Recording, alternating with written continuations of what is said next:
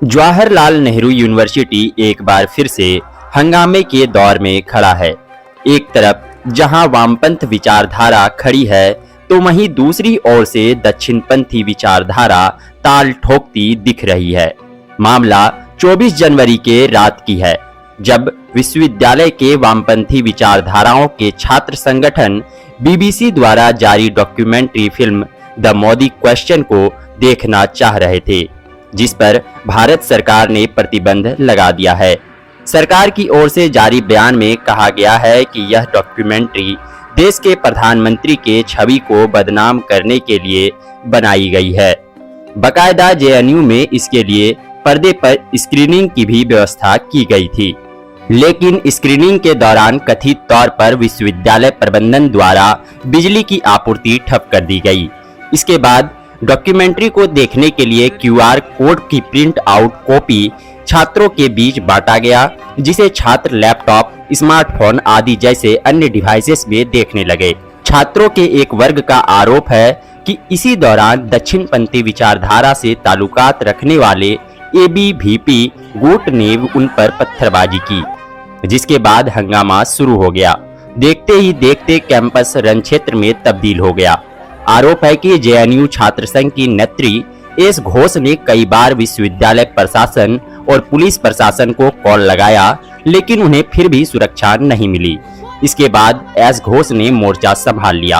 देखेंगे वो एक न्यूज़ को बंद करेंगे, हम लाखों व्यूअर्स को देंगे, and this is the form of protest that JNU student community will be doing it right now, right here। अगर पुलिस का दम है, अगर बीजेपी का लठबाज का दम है, वो आए यहाँ पे और स्क्रीनिंग बंद करके दिखाए। इसके बाद छात्रों का रुख मार्च के रूप में जेएनयू कैंपस के मेन गेट तक आई। कहा जा रहा है वहां भी विरोधी गुट के छात्र पत्थरबाजी कर रहे थे, और जब यहां भी प्रशासन के लोग उन्हें सहायता करने नहीं पहुंचे, तब छात्र पैदल ही नजदीकी के वसंत कुंज थाना पहुंच गए, जहां छात्रों के 4 प्रतिनिधियों को थाने के अंदर बुलाया गया और मामले की जांच का भरोसा दिया। इस हंगामे और घटना को लेकर वामपंथी गुट के छात्रों का कहना है। सलाम साथियों, जैसा कि आप सभी को पता है कि आज जेएनयू ने इंडिया द मोदी क्वेश्चन के नाम से डॉक्यूमेंट्री मूवी स्क्रीनिंग करने के लिए टाइम रखा था, जिसको एडमिनिस्ट्रेशन ने, जो कि कभी भी ट्रेडिशनली जेएनयू का जो सिस्टम है उसके हिसाब से कभी भी परमिशन की जरूरत नहीं होती, फिर भी नोटिस दे करके उसको कैंसिल किया। जेएनयू ने वो प्रोग्राम, स्क्रीनिंग प्रोग्राम ऑर्गेनाइज करवाया। उसके बाद उस पर एबीवीपी ने पत्थरबाजी की।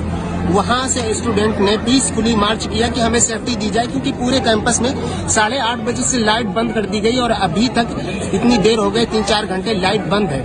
और ऐसे में स्टूडेंट मार्च करते हुए गेट पे आए।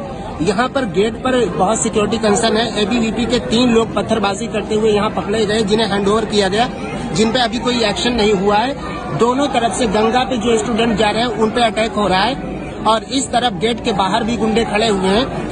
कैंपस में सिक्योरिटी कंसर्न बहुत ज्यादा बढ़ गया है, इसलिए स्टूडेंट अभी मोबिलाइज होकर के वो सीधे पुलिस से ये कहना चाह रहे हैं कि आप हमें सिक्योरिटी दीजिए और हमारे कैंपस की लाइट ऑन कीजिए। अभी सिचुएशन बहुत खराब है। जेएनयू एडमिनिस्ट्रेशन और वाइस चांसलर को तुरंत इस पे एक्शन लेना चाहिए। और इधर जेएनयू प्रशासन का कहना है कि एक घटना के एक दिन पहले ही एडवाइजरी जारी कर कहा था कि इस डॉक्यूमेंट्री की स्क्रीनिंग करना नियम का उल्लंघन करना होगा, फिर अगर कोई ऐसा करता है तो उसके खिलाफ कानूनी कार्रवाई की जाएगी। बावजूद एआईएसएफ और आयशा जैसे कई छात्र संगठनों ने इस डॉक्यूमेंट्री के स्क्रीनिंग का प्रयास किया। परिणाम में हिंसक झड़प और पथराव की घटना घटी।